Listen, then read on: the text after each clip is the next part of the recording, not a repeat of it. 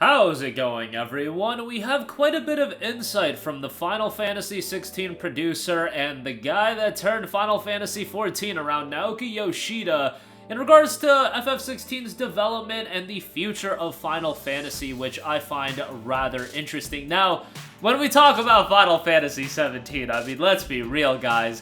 That game ain't coming out for years and years. Who knows if the pre-production for that game has even started? Final Fantasy XVI's pre-production, I think, started in 2016, and that was, what, 6-7 months after the release of Final Fantasy XV? So I wouldn't put that off the table. At the very least, I would think that discussions have been made about a potential Final Fantasy XVII, and I say potential, but obviously FF17 will eventually happen, but a long ways away. Now, before we get into this video, I just want to ask you guys, please like this video and do leave a comment with your thoughts. It really does help out the channel a lot, and it is much appreciated.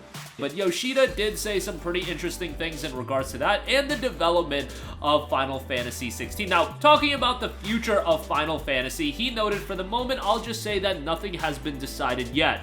That said, if I had to say something about that, I've had the chance to work on two of these, Final Fantasy XIV and Final Fantasy XVI, so maybe it's time for someone new, you know, instead of having the same old guys handle the next one.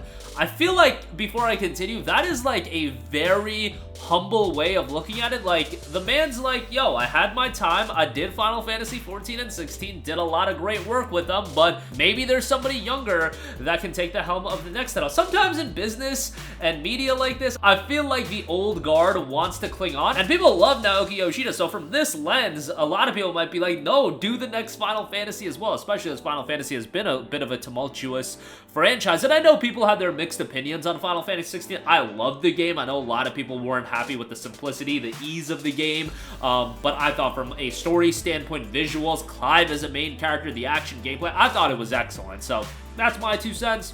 He continued, noting, I think in some ways it would be a good look to the future and bring in a younger generation with more youthful sensibilities to make a new Final Fantasy with challenges that suit today's world. Again, that is fascinating that he is just so aware of that he's aware of being older, that he's aware that maybe it would be great. A younger person at the helm of the game would be able to relate to the audience that the game is targeting for. I do also find it interesting that Clive is a character that ages throughout the game. Of course, it's not really a spoiler, but he gets to that age range where I feel like a lot of longtime Final Fantasy fans were around that age range, you know, mid-20s to mid-30s, around that range, and I don't know if you want to go back and have more of a youthful Final Fantasy character, given that so much of your audience has aged with the franchise, and to create a more relatable character, maybe you want to have a more aged character. Like, how many Final Fantasy these days are, you know, their fathers, they're in their older 20s, mid-30s, etc., etc. I feel like that's one element of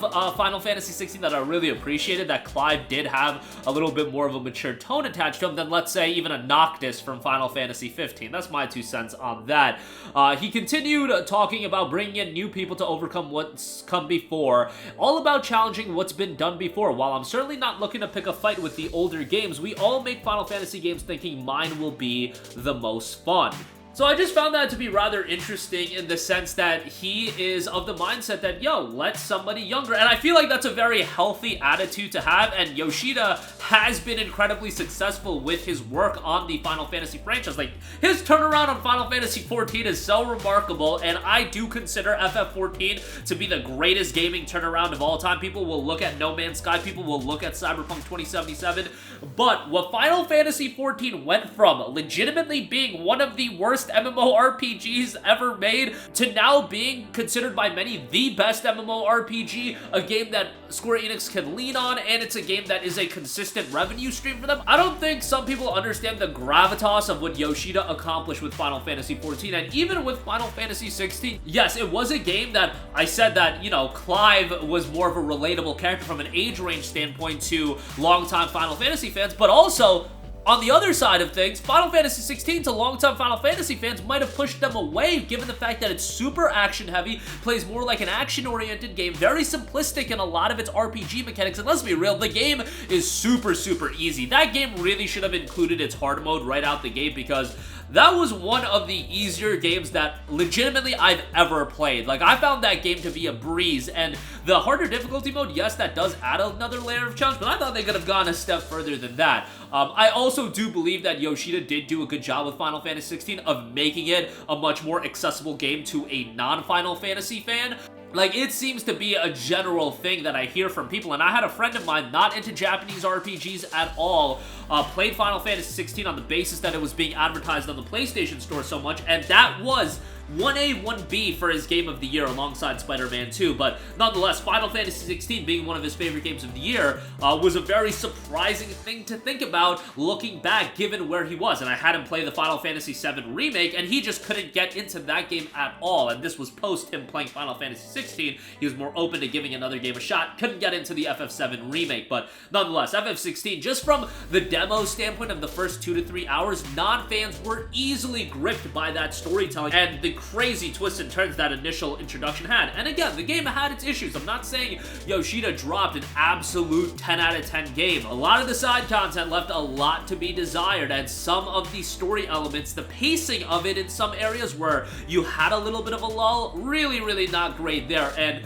again, from a storytelling standpoint, some of the decision-making and some of the narrative choices I could see people getting upset with. I don't want to get into too deep of spoilers, but there were a lot of twists and turns that I was like, I'm not really crazy about the direction it's going in, but ultimately, it wasn't like how I felt about Horizon Forbidden West, where I felt like Horizon Forbidden West completely took Horizon off the rails. Final Fantasy XVI, yes, it got a little crazy, it got really crazy, but I don't think it got completely off the rails or anything like that. There are some elements of the narrative structure that I would have liked to see be explored more, but hopefully at some point we get that. And I also think about, you know, when we look ahead to Final Fantasy XVII, before we get to that, Final Fantasy XVI to me created such a awesome battle system that it would be unfortunate if we don't do anything with the fundamentals that have been put in place. Look, I've been very vocal about the fact that I like the idea of these 1.5 style games that Insomniac and PlayStation Studios have been doing.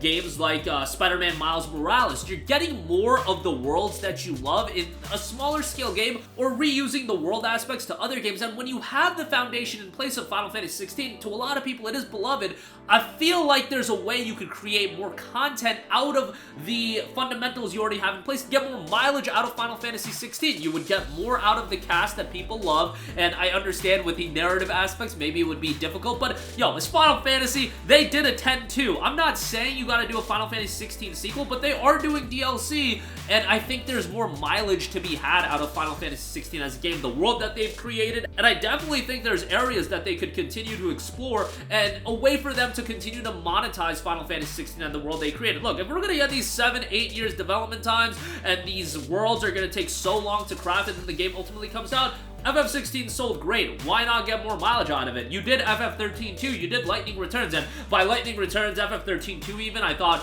Final Fantasy 13 greatly overstayed its welcome. But the crazy thing about it is, I'm talking about FF16 having a mixed reception. FF13 had a very mixed reception, and they still dropped 2 sequels out of that game. Now, I'm not saying that dropping 2 sequels out of FF13 was the wisest move, but you're using a lot of the fundamentals that were already in place, and I would imagine that 13-2, Lightning Returns were a lot cheaper to produce than Final Fantasy 13 was initially. That's just what I would assume, and the turnaround time for those games was super quick. If you remember, 2010 for FF13, 2012 for 13-2, and 2014 for Lightning Returns. Highly doubt FF16, more content for that would have that quick of a turnaround time, but the DLC content is dropping fairly quickly. We got another major one coming here soon. And also to note, Yoshida did mention that Final Fantasy XVI initially started as a cross-gen title for PS4 and PS5, but they made the mid-gen decision to make it PS5 only, which made sense.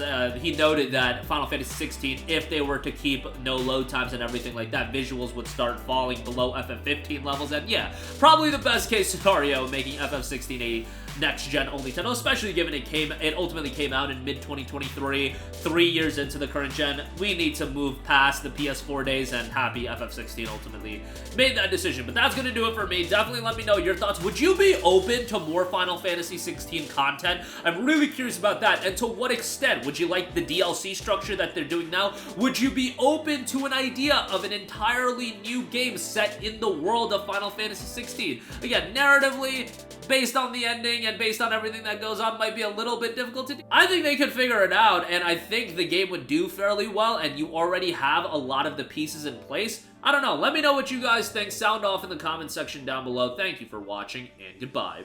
Hey guys, we hope you enjoyed the video, and if you did, make sure to hit the subscribe button, and if you're already subscribed, do us a favor and hit the bell icon. This way you'll be notified whenever we post a new video. That's the best way to keep up with all of our uploads, and we usually try to upload 2 videos a day. And with the bell icon hit, you'll be notified whenever we do upload a video. As always, thanks for watching.